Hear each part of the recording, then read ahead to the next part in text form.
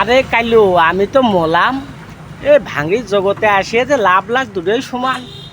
আর ভাঙড়ির ব্যবসা করতে গেলে কয় লাখ টাকা লাগে রে কাইলু, তুই তো জানিস নে। ওই দেখ হকারেরটা দেখ, তো কয় টাকা নেছে জানিস? ও 1.5 লাখ টাকা নেছে মহাজনের কাছে, 1.5 লাখ। ও সেই লোক, আরো লোক আছে দেখাচ্ছি। আর এই যে এটা কি ও নেছে কত জানিস? 90,000। আর কো ভ্যান, এই যে এই ভ্যানওয়ালা, এই ভ্যানওয়ালা, এই যে ও, এই যে ও টাকা নেছে কত জানিস? 1,20,000। ভাইস্তে তুমি কত নেছো? আমার ভাইস্তে নেছো 90,000। হিসাব করো ভাঙড়ির ব্যবসা করতে গেলে কত টাকা লাগে। মানুষ মনে করে এটা হলো ছোট ব্যবসা। হ্যাঁ, আরো দেখ এই যে আমার মঞ্জের ভাই, এই ভাঙড়ির ব্যবসা করতে আছে 1,30,000 টাকা নেছে মহাজনের কাছ থেকে।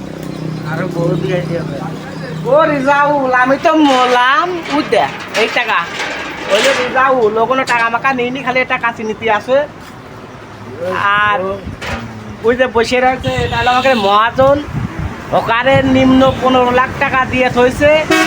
তারপরে যে সে ধরো ব্যবসা করতেছে, কিন্তু ওই 15 লাখ টাকার মধ্যে দেখা যাচ্ছে 5 লাখ টাকা পাবে, আর 10 লাখ টাকা উদাও হয়ে যাবে, মানে 10 লাখ টাকা পাবে না।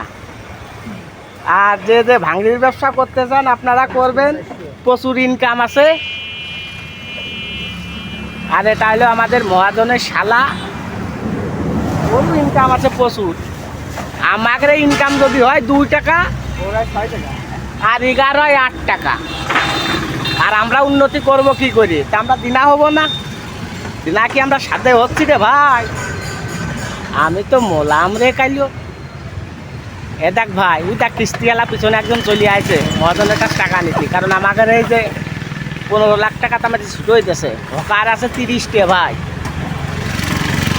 না 30টে না 23টে হকার আছে। 23টে হকারের পিছনে টাকা দিয়ে থইছে 15 লাখ। ধন্যবাদ ভাই। যে যে ভাঙড়ির ব্যবসা করবেন যোগাযোগ করবেন, আর যে মাল চিনবেন না একটু জানাবেন, জানিয়ে দেবো। ধন্যবাদ।